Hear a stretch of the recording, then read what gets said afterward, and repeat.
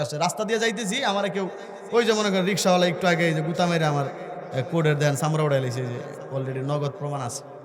আমি যদি ইচ্ছা করতাম ওনারা দুইটা ধমক দিতে, এটা কি আমার গুনাহ হইতো? এটা আমার অধিকার যে আপনি আমার এত দামের কোডটা ওই রিক্সার ইয়া লাগায় উড়াই লাইছেন। এতটুকু ধমক তারা দেওয়া শরীয়তে জায়েজ আছে, কিন্তু ইসলামের বিধান হচ্ছে যারা আমার প্রিয় বান্দা তারা কখনো এই কাজেও যাবে না, বেঁচে থাকবেন।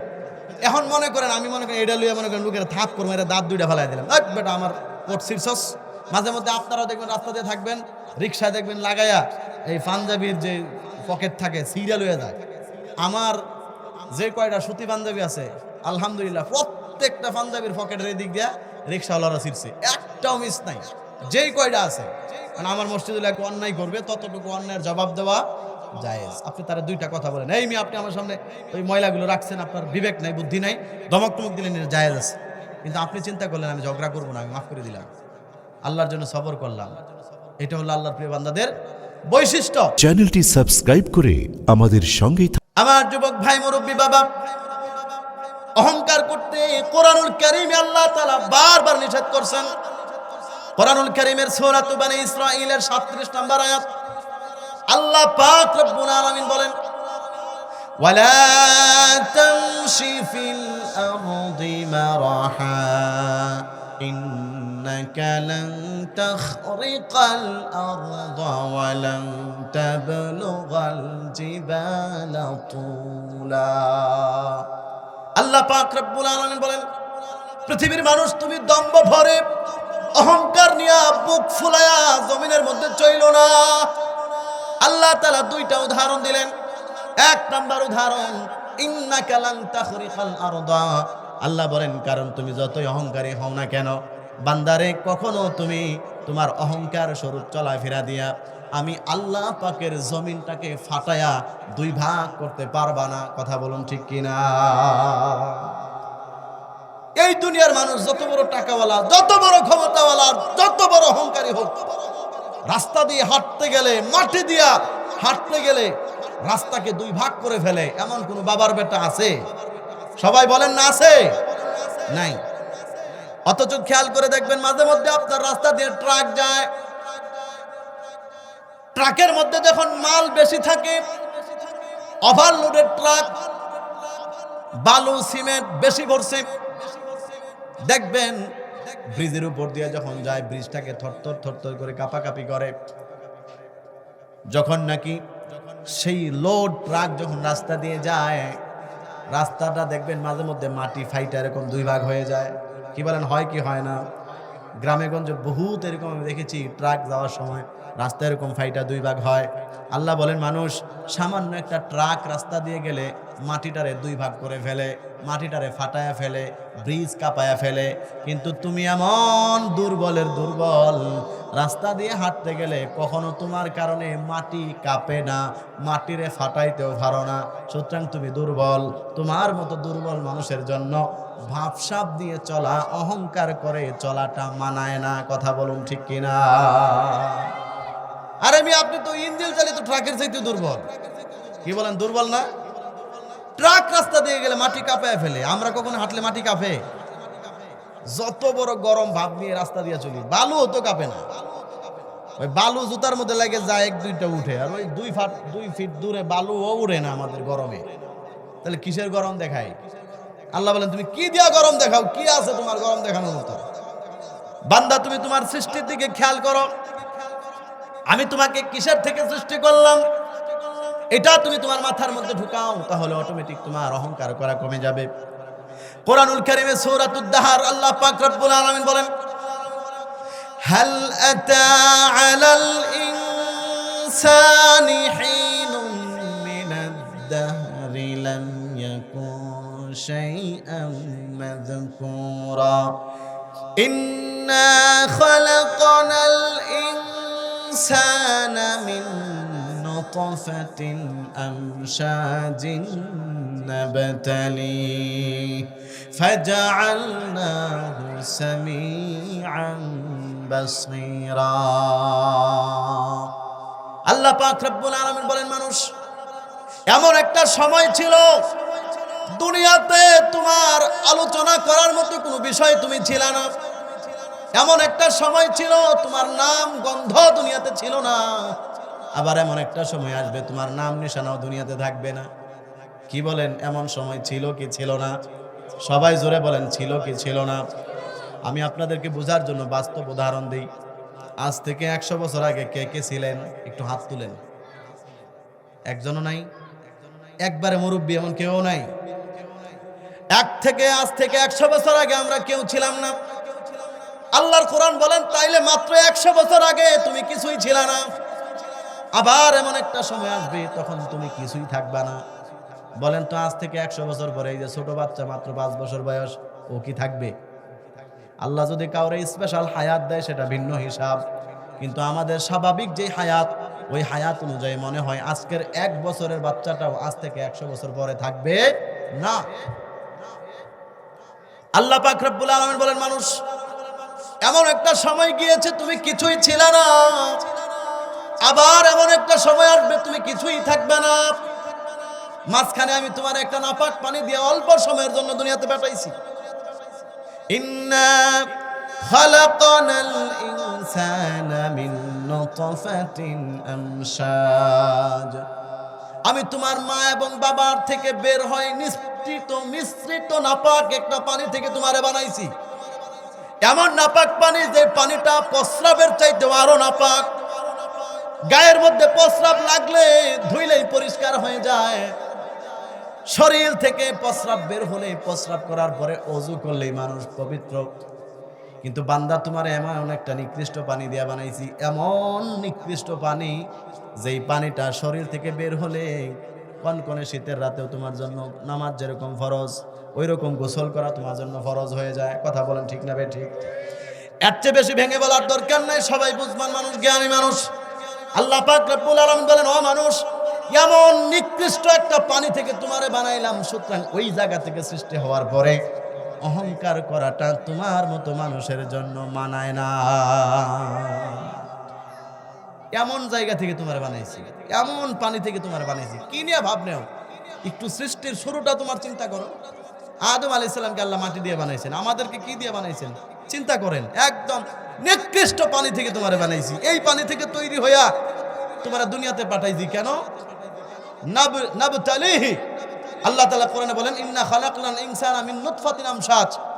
মিশ্রিত নাপাক পানি থেকে তোমাকে সৃষ্টি করেছি। কেন? নাবতালিহি, আমি তোমাকে পরীক্ষা করব, দেখি দুনিয়াতে গিয়া তুমি একটা বাড়ির মালিক বানাইলাম, এখন তুমি অহংকার করো কিনা। তোমার একটা বড় চাকরির ব্যবস্থা করে দিছি, দেখি তুমি অহংকার করো কিনা। তোমাকে আজকে আমি বড় শিক্ষিত বানাইছি, দেখি তুমি অহংকার করো কিনা। এই পরীক্ষাটা করার জন্য আমি তোমার দুনিয়াতে পাঠাইছি। এখন কোন মানুষ যদি দুনিয়াতে আসার পরে অহংকার করে, মানুষের ক্ষতি করার চিন্তা করে, হিংসা করে, তাহলে বোঝা গেল এই লোকটা আল্লাহর প্রিয় বান্দা হতে পারে না। এই জন্য আমরা সবাই আল্লাহর প্রিয় বান্দা হতে চাই কি চাই না? যদি চাই তাহলে 1 নাম্বার আল্লাহর প্রিয় বান্দাদের বৈশিষ্ট্য নিজের মধ্যে বাস্তবায়ন করতে হবে। সেটা হচ্ছে কথাবার্তায়, চলনে বলনে কখনোই অহংকার করব না, অহংকার মুক্ত চলবো। কারণ যারা অহংকার ছাড়া চলে, আল্লাহ বলেন আমি সার্টিফিকেট দিলাম, এই লোকগুলো আমার কাছের মানুষ, আমার প্রিয় বান্দা। বলেন সুবহানাল্লাহ। আবার যুবক ভাইয়ারা, মুরব্বী বাবারা, আল্লাহর প্রিয় বান্দাদের 2 নাম্বার গুণ, وَإِذَا خَاطَبَهُمُ الْجَاهِلُونَ قَالُوا سَلَامًا। আল্লাহ পাক রব্বুল আলামিন বলেন, যখন কোনো মূর্খ মানুষেরা তাদেরকে সম্বন্ধ করে, ঝগড়াঝাটি করার জন্য যখন আসে, আমার প্রিয় বান্দারা তখন বলে সালামা সালামা, আমি শান্তি চাই, শান্তি চাই। ঝগড়াঝাটির পরিবেশে আমার বান্দারা যায় না, বরং ঝগড়াঝাটির পরিবেশ যারা এড়িয়ে চলে, আল্লাহ বলেন আমি কোরআনে বলে দিলাম এটা আমার প্রিয় বান্দাদের একটা বৈশিষ্ট্য। বলেন সুবহানাল্লাহ। এই হলো আয়াতের অর্থ, ব্যাখ্যা না করলে প্যাচ লাগবে। আল্লাহর প্রিয় বান্দারা কখনো অযথা ঝগড়াঝাটিতে যাবে না, এটা হলো আল্লাহর প্রিয় বান্দাদের একটা বৈশিষ্ট্য। বরং আল্লাহ বলেন ওয়াইদা খাতাবাহুমুল জাহিলুনা, খাতাবা ইউখাতিবু মুখাতাবাতান, অর্থ হলো একজন আরেকজনকে সম্বোধন করা, সামনাসামনি আসা, মানে আপনার গায়ে ফেরে কেউ ঝগড়া করতে আইতেছে এরকম আর কি। জাহিলুনা, জাহেলরা, এখানে জাহেল মানে যেই লোকে লেখাপড়া শিখে নাই ওই জাহেল উদ্দেশ্য না। আল্লাহর কোরআনের পরিভাষায় জাহেল মানে হচ্ছে ওই লোক যারা অযথা ঝগড়া করে, দরকার নাই তারপরে ঝগড়া করে। বলেন তো এমন কিছু মানুষ আছে না নাই? ঝগড়া না করলে ওর পেটের ভাত হজম হয় না, এমন কিছু মানুষ সমাজে আছে। দৈনিক একবার কারোর সাথে তার মন কালাকালি করতেই হবে, নাহলে ওর দিন ভালো যায় না। এই জন্য দেখবেন সারাদিন কাউরে পায় না, শেষ পর্যন্ত বউরে বিড়ায়, তারপরে সে নিয়মটা রক্ষা করে দেয়। একজনের কমপক্ষে মাইরা আজকে দিনটা ঠিক মতো গেল, বউডারে বিড়াইছি। এরকম কিছু খারাপ চরিত্রের মানুষ আমাদের সমাজে বলেন তো আছে না নাই? অযথা ঝগড়া করা, অযথা পরিবেশ নষ্ট করা, ঝগড়াঝাটির, এরা কখনো আল্লাহর প্রিয় বান্দা হতে পারবে না। আল্লাহর প্রিয় বান্দা কারা? আল্লাহ বলেন যারা কেউ তার সাথে ঝগড়া করতে আসলেও সে নিজে ঝগড়াঝাটিতে লিপ্ত হয় না। এখন অনেকের মনে একটা প্রশ্ন আসছে যে হুজুর, আল্লাহর প্রিয় বান্দারা আগে বলছেন নম্রভাবে চলে, ভদ্রভাবে চলে, ঠান্ডা তবিয়তের মানুষ, এরা কখনো ঝগড়াঝাটিতে যায় না। তাইলে মাঝে মধ্যে যে দেখি আপনারা হুজুররাই যে একদম পুরো গরম হইয়া রাজপথ কাঁপায় ফেলেন, মসজিদের মিম্বারকে পুরো নাড়াচাড়া দিয়ে ফেলেন, এমন মাঝে মধ্যে বক্তৃতা বলেন তো আপনাদের ইমাম সাহেবও দেয় কি দেয় না? আরে জোরে বলেন, ভয় পায় না, হুজুর আমার সামনে আছে, দেয় কি দেয় না? এখন অনেকের প্রশ্ন হয়েছে যে আপনি কোন কামটা করলেন? আল্লাহর প্রিয় বান্দারা সবসময় ঝগড়াঝাটি এগুলা গরম পরিবেশ পছন্দ করেন, তাহলে আপনারা যা করেন সেটা কি? আমার উস্তাদ শাইখুল হাদিস ইবনে শাইখুল হাদিস আল্লামা মামুনুল হক দামাত বারাকাতুম, ওনার প্রত্যেক কথাই তো গরম গরম, কি বলেন ঠিক না বে ঠিক? ফয়জুল করিম দামাত বারাকাতুম, প্রত্যেক কথাই তো গরম গরম। তাহলে এরকম মানুষগুলো গরম গরম কথা কয়, তাহলে আপনারা হুজুররা করেন কি? আমরাই তো সবসময় গরম কথা বলেন, তাইলে এই লোকগুলো আল্লাহর প্রিয় বান্দা না। এটা একটু আগে আপনি ওয়াজের মধ্যে কইছেন। এই চিন্তা ভাবনা যারা করতেছেন তাদের জন্য এই আয়াতের তাফসিরটা শোনা জরুরি। তাফসির হলো আল্লাহর প্রিয় বান্দারা ঝগড়াঝাটি করে না, এটা হলো ব্যক্তিগত স্বার্থে। বলেন কোন স্বার্থে? ব্যক্তিগত স্বার্থে মানে কি বুঝেন? আমার সাথে কেউ মারামারি করতে আসছে, রাস্তা দিয়ে যাইতেছি, আমার কেউ ওই যে মনে করেন রিক্সাওয়ালা একটু আগে এই যে গুতা মেরে আমার কোডের দেন চামড়া উড়াই লেছে, যে অলরেডি নগদ প্রমাণ আছে। আমি যদি ইচ্ছা করতাম ওনারা দুইটা ধমক দিতে, এটা কি আমার গুনাহ হইতো? এটা আমার অধিকার যে আপনি আমার এত দামের কোটটা ওই রিক্সার লাগায় উড়াই লাইছেন। এতটুকু ধমক তারা দেওয়া শরীয়তে জায়েজ আছে, কিন্তু ইসলামের বিধান হচ্ছে যারা আমার প্রিয় বান্দা তারা কখনো এই কাজেও যাবে না, বেঁচে থাকবেন। এখন মনে করেন আমি মনে করেন এটা লইয়া মনে করেন লোকের থাপ করবো, এটা দাঁত দুইটা ফেলাই দিলাম, বেটা আমার কোট শীর্ষস। মাঝে মধ্যে আপনারাও দেখবেন রাস্তা দিয়ে থাকবেন, রিক্সায় দেখবেন লাগাইয়া এই পাঞ্জাবির যে পকেট থাকে সিরিয়াল হয়ে যায়। আমার যে কয়টা সুতি পাঞ্জাবি আছে আলহামদুলিল্লাহ প্রত্যেকটা পাঞ্জাবির পকেটের এই দিক দিয়া রিক্সাওয়ালারা ছিঁড়ছে, একটাও মিস নাই। যেই কয়টা আছে, মানে আমার মসজিদে এক অন্যায় করবে ততটুকু অন্যায়ের জবাব দেওয়া জায়েজ। আপনি তারা দুইটা কথা বলেন, এই মেয়ে আপনি আমার সামনে ওই ময়লাগুলো রাখছেন, আপনার বিবেক নাই, বুদ্ধি নাই, ধমক টমক দিলেন, এটা জায়েজ আছে। কিন্তু আপনি চিন্তা করলেন আমি ঝগড়া করবো না, আমি মাফ করে দিলাম, আল্লাহর জন্য সবর করলাম। এটা হলো আল্লাহর প্রিয় বান্দাদের বৈশিষ্ট্য। আপনাকে কেউ গালি দিল, আপনি তাকে মাফ করে দিলেন, এটা হলো আল্লাহর প্রিয় বান্দাদের বৈশিষ্ট্য। রাগ না করে নিজেকে নিয়ন্ত্রণ করে তারা মাফ করে দেওয়া। আপনার বাবাকে কেউ গালি দিছে, আপনার পায়ের রক্ত সাথে সাথে মাথায় উঠে গেছে, গরম হয়ে গেছেন পুরো। হ্যাঁ আমার আব্বারে বললি তোরে আর ছাড়াছাড়ি নাই, এই মুহূর্তে আপনার রাগ কন্ট্রোল করে তাকে মাফ করে দেওয়া আল্লাহর প্রিয় বান্দাদের বৈশিষ্ট্য। তবে মনে রাখতে হবে নরম হওয়ার মানে এটা নয় আমাকে গালি দিবেন মাফ পাবেন, বাবাকে গালি দিবেন মাফ পাবেন, তাদেরকে ক্ষমা করে দেওয়া যেমন ইসলামের দায়িত্ব, কর্তব্য, বিধান। আমার সামনে যদি কেউ আমার কোরআন নিয়ে কথা বলে, আমার সামনে যদি কেউ ইসলাম নিয়ে বাজে মন্তব্য করে, আমার সামনে যদি কেউ আমার নবী এবং রাসূলকে নিয়ে বাজে মন্তব্য করে, টান দিয়ে জিহ্বাটা ছিঁড়ে ফেলা ইসলামের দায়িত্ব এবং কর্তব্য। কথা বলুন ঠিক কিনা? তখন চুপচাপ বইয়ে থাকা এটা শয়তানের লক্ষণ, মুনাফিকের লক্ষণ। কথা বলুন ঠিক না ঠিক? সুতরাং আপনার মসজিদের ইমাম সাহেব সুদের বিরুদ্ধে কথা বলে, মসজিদ গরম করে, নিজের স্বার্থে না আল্লাহর জন্য। কথা বলুন ঠিক কিনা? আমাদের ইমাম সাহেবরা, খতিব সাহেবরা দেশের মধ্যে যখন ইসলাম বিরোধী আইন হয়, নবী রাসূল বিদ্বেষী কাজ হয়, গরম গরম বক্তৃতা দেয়া মুসলমানদেরকে জাগ্রত করি, এটা কখনোই খারাপ কিছু নয়, এটাই ইসলামের বিধান। বরং সেই সময় কাফনের কাপড় মাথার মধ্যে বেঁধে, গামছা কোমরের মধ্যে বেঁধে, নবী বিদ্বেষীদের বিচার চেয়ে, কোরআন বিদ্বেষীদের বিচার চেয়ে রাজপথ কাঁপায় ফেলা ইমানি দায়িত্ব, মুসলমানের দায়িত্ব। বসে থাকাটা মুনাফিকের চরিত্র। কথা বলুন ঠিক কিনা?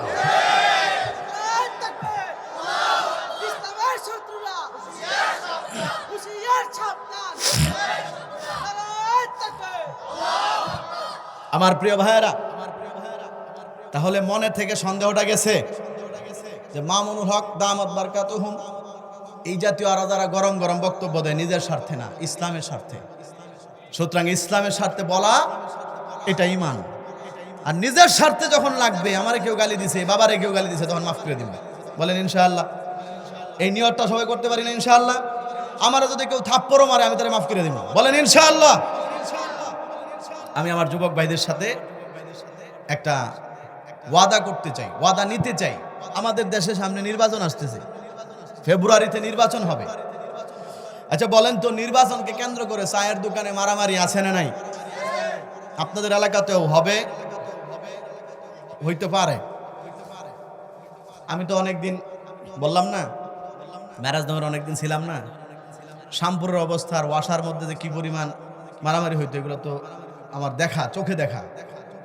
মোহাম্মদ বাগ, এরপরে শনিরাখরা, জাপানি বাজার, এই সমস্ত এলাকাগুলোর মধ্যে দৌড়াদৌড়ি, রান্দাউলিয়া, কুবাকুবি, ওয়াসাই নিয়ে মাইরা ফালায়াত হয় লাশ, এগুলো আমার চোখে দেখা কথা বলতেছি। যাই হোক, এখন হয়তো বা হয় না, কিন্তু ওই সময় হইতো। আমি সেটার উপর ভিত্তি করে বলতেছি, আমাদের দেশের সব জায়গায় নির্বাচনকে কেন্দ্র করে বিভিন্ন একটা হট্টগোল হয়। এগুলো কারা করে? বেশিরভাগ যুব সমাজ। এই জন্য এখানে যতগুলো যুবক ভাই আছেন, আমি আপনাদের কাছে অনুরোধ রাখবো, নির্বাচনের সময় একজন এই মার্কার পক্ষে আর একজন ওই মার্কার পক্ষে, এগুলা নিয়ে গুতাগুতি করিয়া একজন আরেকজনের গালি দিব না, একজন আরেকজনের মাথার মধ্যে বাড়ি দিব না, একজন আরেকজনের মাথা ফাটাবো না, পাও ভাঙবো না, মারামারিতে যাবই না। এই ওয়াদাটা আমার সাথে সবাই করতে পারবেন ইনশাআল্লাহ? কে কে রাজি আছেন একটু হাত তুলে দেখান। আল্লাহ কবুল করুক, বলেন আমিন। আমরা এই পরিবেশে যাব না, আল্লাহর জন্য সবাই ভাই ভাই হিসেবে থাকবো। আমার যদি কেউ কটাক্ষ করেও কথা বলে, আল্লাহ বলেন ওয়াইদা খাতাবাহুমুল জাহিলুনা, আল্লাহ শুরুই করছেন এভাবে, কোন মূর্খ যদি তোমাকে ওই রকম কটাক্ষ করে কথা বলে, আল্লাহর প্রিয় বান্দাদের বৈশিষ্ট্য হচ্ছে তুমি তখন তারা মাফ করে দিবা। ঠিক আছে, আমার কইছে যাও, তোমার কিছু বললাম না। কিন্তু ইসলামের স্বার্থে যখন কেউ কিছু বলবে, তখন আবার মাফ করুন যাইতো না, তখন আবার বের হয়ে যাবেন লাঠিটা লইয়া। পারবেন না ইনশাআল্লাহ? আল্লাহ তৌফিক দান করুক, বলেন আমিন। কষ্ট হইতেছে আপনাদের? আরেকটু চলবো তো ইনশাআল্লাহ। এটা হলো আল্লাহর প্রিয় বান্দাদের 2 নাম্বার বৈশিষ্ট্য। আমার যুবক ভাইয়ারা, মুরব্বী বাবারা, আল্লাহর প্রিয় বান্দাদের 3 নাম্বার বৈশিষ্ট্য। আল্লাহ পাক রব্বুল আলামিন বলেন, আমার প্রিয় বান্দা যারা, আমার কাছের মানুষ যারা, তাদের 3 নাম্বার বৈশিষ্ট্য হলো ওয়াল্লাযীনা ইয়াবিতুনা লিরাব্বিহিম সুজদাও ওয়া কিয়ামা। আল্লাহ পাক রব্বুল আলামিন বলেন, আমার কাছের মানুষ, প্রিয় বান্দা যারা, তাদের 3 নাম্বার বৈশিষ্ট্য হলো তারা রাতের বেলায় ইবাদত বন্দেগী করে, আল্লাহর সামনে দাঁড়ায়া দাঁড়ায়া সেজদা দিয়া দিয়া তারা রাতটাকে কাটায়া দেয়। রাতের বেলায় যারা ইবাদত করে, আল্লাহ বলেন আমি ঘোষণা দিলাম তারা হলো আমি আল্লাহর কাছের মহব্বতের প্রিয় মানুষ। আমার ভাইয়ারা, দিনের ইবাদতের তুলনায় রাতের ইবাদতের দাম আল্লাহর কাছে বেশি। রাতের ইবাদত ছাড়া পৃথিবীর কোনো মানুষ আল্লাহর কাছে দামি হতে পারে নাই। দিনের ইবাদতের তুলনায় রাতের ইবাদতের দাম বেশি। অনেকের মনে খটকা লাগতে পারে, হুজুর তাহলে দিনের ইবাদতের কি দাম নাই? আছে, তবে তুলনামূলকভাবে রাতের ইবাদতের দামটা আল্লাহর কাছে বেশি। আমি আপনাদের একদম হাতে আঙ্গুল দিয়া, চোখে আঙ্গুল দিয়া দেখায় দিই, খেয়াল করেন। আপনাদের কাছে জানতে চাই, বলেন তো, কোরআন আল্লাহ নাজিল করেছেন কোন সময়, দিনে না রাতে? অনেকের মধ্যে সন্দেহ লাগতেছে, এবার আয়াত শুনেন। আল্লাহ পাক রব্বুল আলামিন কোরআনুল কারীমের মধ্যে বলেন, ইন্না আনজালনাহু ফি লাইলাতিল কদর। আল্লাহ পাক রব্বুল আলামিন বলেন, নিশ্চয় আমি আল্লাহ পাক রব্বুল আলামিন কোরআনুল কারীমকে কদরের রাতে নাজিল করেছি। বলেন সুবহানাল্লাহ। এই সম্মানিত কিতাব, মহিমান্বিত গ্রন্থ, আবারও প্রশ্ন করছি, বলেন আল্লাহ নাজিল করছেন কোন সময়, দিনে না রাতে? এবার আসেন, সারা বছরের মধ্যে এমন একটা রাত আছে, এমন একটা রাত যে এক রাত্রে ইবাদত আল্লাহর কাছে হাজার মাসের ইবাদতের চাইতেও দামি। লাইলাতুল কদর, কদরের রাত। বলেন তো কদরের রাত এটাকে দিনও নাকি রাইতে? দিনে না রাইতে? রাতে। এবার আসেন 3 নাম্বার প্রমাণ। এই বছরের মধ্যেই প্রতি বছর একটা রাত আসে, লাইলাতুন নিসফি মিন শাবান, শাবান মাসের মাঝামাঝি রাত, অর্থাৎ সহজ ভাষায় যেটা বলা হয় শবে বরাত। বলেন তো এটাকে দিনে না রাইতে? আপনাদের ওয়াসার এলাকায় দিনের বেলা শবে বরাত করে না? কোন সময়? রাতের বেলায়। তাহাজ্জুদের নামাজ বলেন তো দিনে নাকি রাতে? আবার যুবক ভাইয়ারা, দিনের বেলায় 5 ওয়াক্ত নামাজের মধ্যে 3 ওয়াক্ত দিনের বেলায়। মাগরিবের ওয়াক্ত যখন শুরু হয়ে যায় মূলত তখন থেকেই রাতের অংশ শুরু।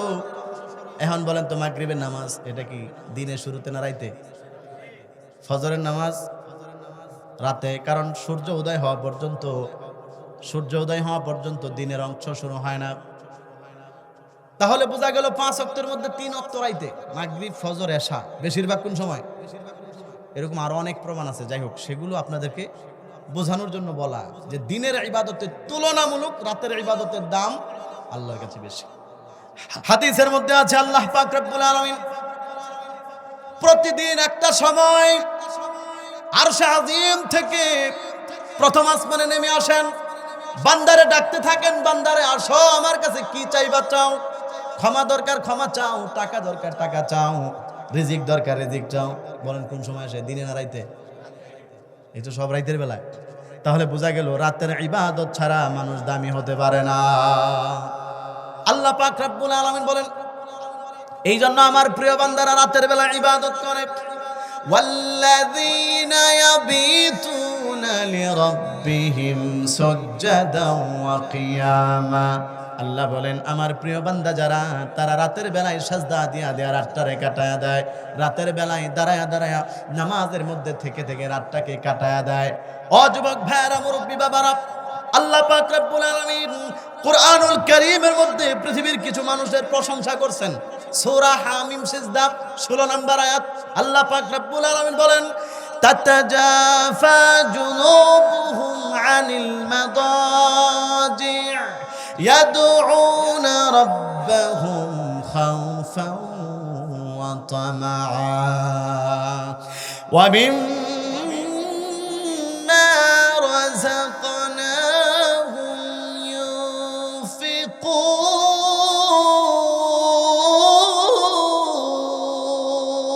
ইউনফিকুন। আল্লাহ পাক রব্বুল আলামিন বলেন এই পৃথিবীর জমিনে এমন কিছু মানুষ আছে রাতের বেলায় যাদের পিঠগুলো বিছানার মধ্যে লাগে না। সুবহানাল্লাহ বলেন। রাতের বেলায় যাদের পিঠগুলো বিছানার মধ্যে লাগে না, তার মানে তারা রাতের বেলায় ঘুমায় না।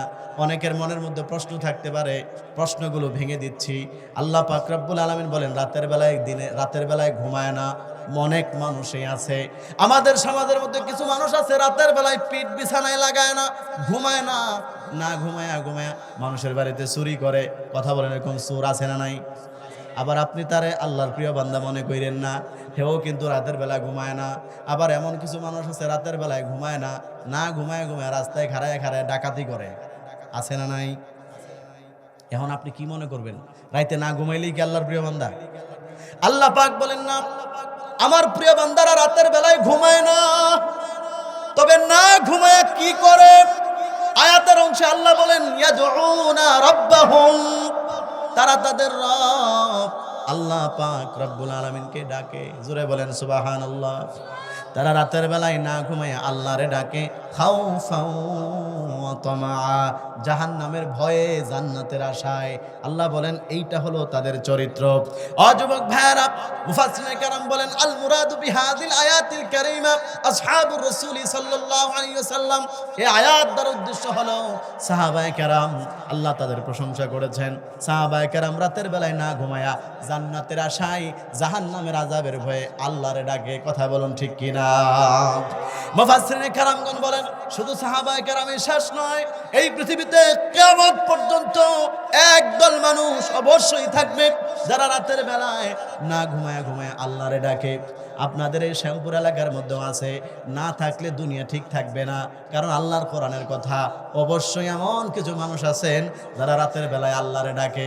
আল্লাহরে ডাকা মানে শুধু নামাজ পড়া না, আল্লাহরে ডাকা মানে হচ্ছে নামাজ পড়া, আল্লাহর ডাকা মানে হচ্ছে তসবিহ পড়া, আল্লাহর ডাকা মানে হচ্ছে জিকির করা, আল্লাহর ডাকা মানে হচ্ছে কোরআন পড়া। কথা বলেন ঠিক না ঠিক? এরকম অসংখ্য দিনের কাজ করে।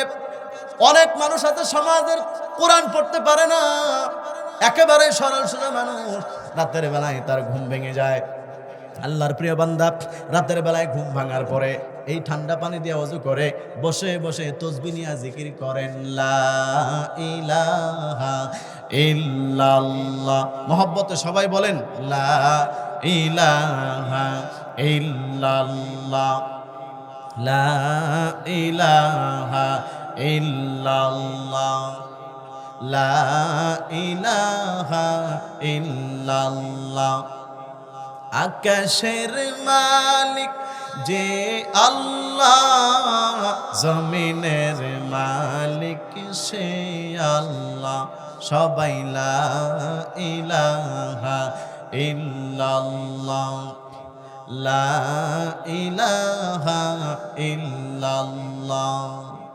ডানে বামে ইল্লাল্লাহ, ডানে বামে ইল্লাল্লাহ, সামনে পিছনে ইল্লাল্লাহ, ডানে বামে ইল্লাল্লাহ, সামনে পিছনে ইল্লাল্লাহ, জাহেরে বাতনে ইল্লাল্লাহ, লা ইলাহা ইল্লাল্লাহ, লা ইলাহা ইল্লাল্লাহ, লা ইলাহা ইল্লাল্লাহ, লা ইলাহা ইল্লাল্লাহ, লা ইলাহা ইল্লাল্লাহ,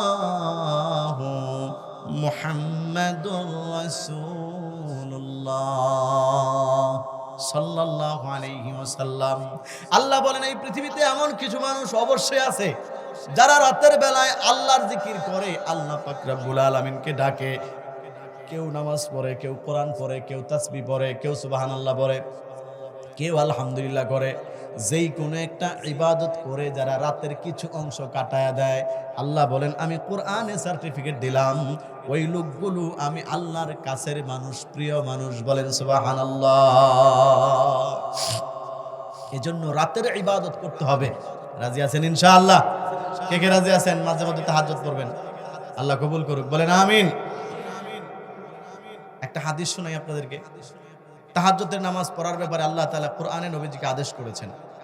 কোরআনুল কারীমে আল্লাহ তাআলা বলেন, ওয়া মিনাল লাইলি ফাতাহাজ্জাদ বিহি নাফিলাতাল লাক আসা আইয়াবআসাকা রাব্বুকা মাকামান মাহমুদা। আল্লাহ তাআলা নবীজিকে বলেন, ইয়া রাসূলুল্লাহ, আপনি রাতের কিছু অংশে তাহাজ্জুদের নামাজ পড়েন, এটা আপনার জন্য নফল, এটার বিনিময়ে আল্লাহ তাআলা আপনাকে মাকামে মাহমুদ দান করবেন। সুবহানাল্লাহ। এখন মাসআলা যেটা শোনাতে চাইছিলাম সেটা হলো, অনেকের জন্য শেষ রাতে ওঠা সম্ভব হয় না। এই ক্ষেত্রে মুফতিয়ানে কেরাম, ফকিহ যারা, তারা লিখেছেন কোনো মানুষ যদি এশার নামাজের পরে ওই মুসাল্লাতেই তাহাজ্জুদের নিয়তে, যে আমি তো শেষ রাতে উঠতে পারি না, এই জন্য আমি শুরুতেই তাহাজ্জুদের নিয়তে 2 রাকাত 4 রাকাত নফল পড়ে ফেললাম। মুফাসসিরিনে কেরাম, ফকিহগণ লিখেছেন যে আল্লাহ তাআলা এটাকেই তাহাজ্জুদ হিসেবে কবুল করে নেবেন। সুবহানাল্লাহ বলি। এই জন্য শেষ রাতে ওঠার অভ্যাস করব, এটা সবচেয়ে ভালো। আর যদি শেষ রাতে সম্ভব না হয়, এশার পরে কমপক্ষে নিয়মিত 2 রাকাত 4 রাকাত তাহাজ্জুদের নিয়তে পড়ব। রাজি আছি তো ইনশাআল্লাহ? আল্লাহ কবুল করুক, বলেন আমিন। আর 5 মিনিটের মধ্যে শেষ করে দেব আরেকটা বইলা, বলেন ইনশাআল্লাহ। আল্লাহর প্রিয় বান্দাদের 4 নাম্বার বৈশিষ্ট্য, ওয়াল্লাযীনা ইয়াকুলুনা রাব্বানা ইসরিফ আন্না আযাবা জাহান্নাম ইন্না আযাবাহা কানা গরামা। আল্লাহ পাক রব্বুল আলামিন বলেন, আমার প্রিয় বান্দাদের আরেকটা বৈশিষ্ট্য হচ্ছে, আমার প্রিয় বান্দারা আল্লাহর কাছে কান্দে আর বলে, আল্লাহ আপনি আমাদের থেকে জাহান্নামের আযাবকে দূরে সরাইয়া দেন, কারণ জাহান্নামের আযাব সহ্য করার মতো ক্ষমতা আমাদের কারো নাই। কথা বলুন ঠিক কিনা? ইন্নাহা সাআত মুস্তাকাররা ওয়া মুকামা। আল্লাহ রাব্বুল আলামিন বলেন, নিশ্চয়ই এটা খুব গর্হিত একটা জায়গা, নিকৃষ্ট একটা জায়গা, খারাপ একটা জায়গা জাহান্নাম, যেটার শাস্তি ভোগ করার মতো ক্ষমতা আমাদের কারো নাই। এজন্য আল্লাহর প্রিয় বান্দারা জাহান্নাম থেকে আল্লাহর কাছে মুক্তি চায়। এজন্য আমরা জাহান্নাম থেকে আল্লাহর কাছে মুক্তি চাইবো। রাজি আছেন তো ইনশাআল্লাহ? কেমনে মুক্তি চাইবেন? 1 নাম্বার আমল, বেশি বেশি দোয়া করবেন জাহান্নাম থেকে মুক্তির জন্য। দোয়া কেমনে করতে হবে আল্লাহ কোরআনে শিখিয়ে দিয়েছেন। দোয়া করবেন, রব্বানা আতিনা ফিদ দুনিয়া হাসানাতাও ওয়া ফিল আখিরাতি হাসানাহ ওয়া কিনা আযাবান নার। রব্বুল আলামিন আপনি আমাদের দুনিয়াতে কল্যাণ দান করেন, পরকালে আপনি আমাকে কল্যাণ দান করেন। ওয়া কিনা আযাবান নার। ইয়া রাব্বাল আলামিন আপনি আমার জাহান্নাম থেকে মুক্তি দান করেন। সবাই বলেন আমিন। নবীজি বলেন, কোন মানুষ যদি আল্লাহর কাছে এভাবে জাহান্নাম থেকে নিয়মিত মুক্তি চায়, আল্লাহ পাক রব্বুল আলামিন ওই ব্যক্তিকে জাহান্নাম থেকে মুক্তি দান করবে। এই জন্য সবসময় আল্লাহর কাছে এই দোয়াটা পড়ে জাহান্নাম থেকে মুক্তি চাইবো। বলেন ইনশাআল্লাহ। এখন আরেকটা প্রশ্ন, দোয়া কোন সময় করবেন?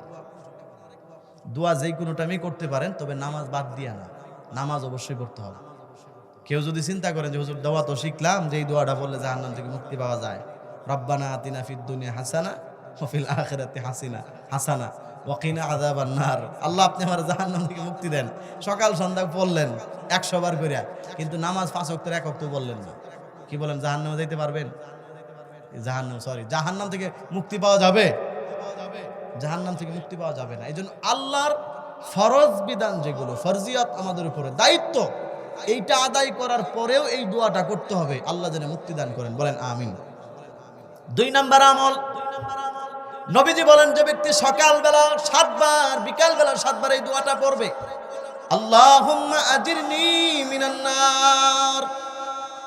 সহজ, আমার সাথে একটু বলেন, আল্লাহুম্মা আজিরনি মিনান নার, আল্লাহুম্মা আজিরনি মিনান নার, আল্লাহুম্মা আজিরনি মিনান নার।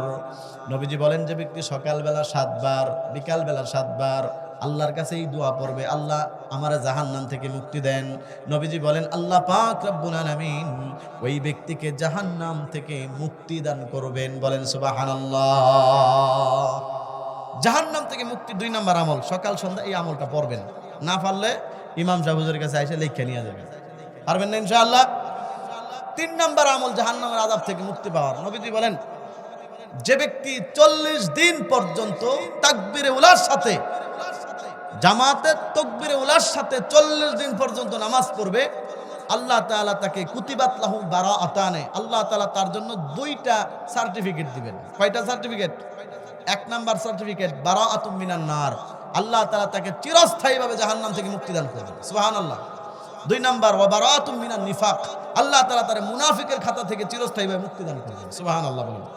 তাহলে 3 নাম্বার আমল, ইমাম সাহেবের সাথে, জামাতের সাথে নামাজ পড়বেন, তাকবীরে উলার সাথে। তাকবীরে উলা মানে কি? তাকবীরে উলার অর্থ হচ্ছে, মানে ইমাম সাহেব যখন তাকবীর দিয়ে হাত বাঁধবে আল্লাহু আকবার, আপনি আর পর পর হাত বাঁধবেন। তবে বিভিন্ন ফিকহের কিতাবে ফকিহগণ এতটুকু সুযোগ দিয়েছেন যে কমপক্ষে ইমাম সাহেব রুকুত যাওয়ার আগ পর্যন্ত যদি কেউ শরীক হয়, তারপর আল্লাহ তাআলা তার তাকবীরে উলার সওয়াব দান করবে। তাহলে আপনারা যদি এই আমলটা করতে পারেন যে 40 দিন তাকবীরে উলার সাথে নামাজ পড়বেন, নবীজির হাদিস সত্য, নবীজি বলেছেন আল্লাহ তাকে জাহান্নাম থেকে মুক্তি দান করবে। বলেন সুবহানাল্লাহ। 3টা আমল গেল। 4 নাম্বার, জাহান্নামের ভয়ে কান্না করা। জাহান্নামের ভয়ে যখন কোনো মানুষ কান্না করে, মুসলিম শরীফের হাদিস গত কয়েকদিন আগে আমি পড়াইছি, আজকে শেষ করে আসছি আমার কিতাব মুসলিম সানি, ওখানে হাদিস নবীজি বলছেন কোনো মানুষ যদি জাহান্নামের ভয়ে কান্না করে, তার চোখ দিয়ে যদি মাছির মাথা পরিমাণও পানি বের হয় জাহান্নামের ভয়ে, আল্লাহ তাআলা ওই ব্যক্তির জন্য জাহান্নামের আগুনকে হারাম করে দেন। সুবহানাল্লাহ। এখন আমরা তো কান্না করি মাঝে মধ্যে, মোবাইল হারায় গেলেও কান্দি। কি বলেন, কান্দি না? এখন যদি ওইটা দেখেন আপনার শখের মোবাইলটা নাই, কে জানি নিয়ে গেছে, তাহলে অনেকে কান্না করবে না? করবে। অনেকে টাকা পয়সা হারায় গেলে কান্না করে, ব্যথা পাইলে কান্না করে, দুঃখে কষ্টে কান্না করে। কিন্তু আরেকটা কান্না আছে জাহান্নামের ভয়ে কান্না। মাঝে মধ্যে আপনি কান্না করবেন আল্লাহর ভয়ে, জাহান্নামের ভয়ে। জাহান্নামের ভয়ে যে আল্লাহ এই জাহান্নাম আমি কেমনে সহ্য করব?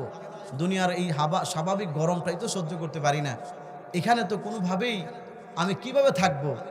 এই ভয়ে চিন্তায় নীরবে নিবৃত্তে ঘরের মধ্যে একা একা আপনি একটু বসবেন, চিন্তা করবেন, দেখবেন আপনার চোখ দিয়ে পানি চলে আসছে। এটা হলো জাহান্নামের ভয়ে কান্না। এই কান্নার পানিটার এত দাম, এটা জাহান্নামের আগুনকে নিভাইয়া ফেলবে। সুবহানাল্লাহ বলেন। এক ফোঁটাও যদি হয় তারপরও জাহান্নামের আগুনকে নিভিয়ে ফেলে। আর এই কান্নাটার আরেকটা লাভ আছে, সেটা হলো মুসলিম শরীফের এক হাদিসের মধ্যে আছে, আল্লাহ তাআলা কিয়ামতের দিন 7 শ্রেণীর মানুষকে আল্লাহর আরশের নিচে স্থান দিবেন। সুবহানাল্লাহ বলবেন না কালকে? জোরে বলেন সুবহানাল্লাহ। এর মধ্যে 7 নাম্বার শ্রেণী রাজুলুন, এমন এক ব্যক্তি যে ব্যক্তি নীরবে নিবৃত্তে সময় কাটাচ্ছে, আল্লাহকে নিয়ে ভাবতেছে। ফাফাদাত আইনাহু, তখন অটোমেটিকলি আল্লাহর ভয়ে তার চোখগুলো পানি দিয়ে ভরে গেছে। জাহান্নামের ভয়ে আল্লাহর মহব্বতে চোখের মধ্যে পানি চলে আসছে। এই পানির ওসিলায় আল্লাহ তাআলা কিয়ামতের দিন, যেদিন আল্লাহর আরশের ছায়া ছাড়া আর কোনো ছায়া থাকবে না, সেই দিন আল্লাহ তাআলা ওই ব্যক্তিকে ডেকে খুঁজে বের করে আল্লাহর আরশের ছায়ার নিচে দাঁড় করাবেন। সুবহানাল্লাহ। তাহলে এই আমলগুলো করতে রাজি আছেন তো ইনশাআল্লাহ? কে কে রাজি আছেন ইনশাআল্লাহ? দুইটা হাত তুলে দেখান। আল্লাহ সবাইকে তৌফিক দান করুক, সবাই বলেন আমিন। সম্মানিত হাজিরিন, যেহেতু 2 দিন ব্যাপী তাফসীর, আগামীকালকে আপনারা লম্বা চড়া আলোচনা শুনবেন ইনশাআল্লাহ। আজকে যেহেতু প্রথম দিন এবং আজকে জুমার রাত, বরকতপূর্ণ রাত, আগামীকালকে আপনাদের দ্বিতীয় দিন। তো যেহেতু জুমার রাত, কালকে জুমা আছে, এই জন্য আমি আর দীর্ঘায়িত করলাম না, আমি আমার আলোচনা এখানেই ইতি টানলাম। তবে যেই কয়েকটা কথা বলছি, আল্লাহ তাআলা যেন সব ভুল ত্রুটি ক্ষমা করে দেন, আমিন বলেন। আমলযোগ্য প্রত্যেকটা কথার উপর যেন আমি গুনাহগার সহ আমাদের সবাইকে আমল করার তৌফিক দান করেন, সবাই বলেন আমিন।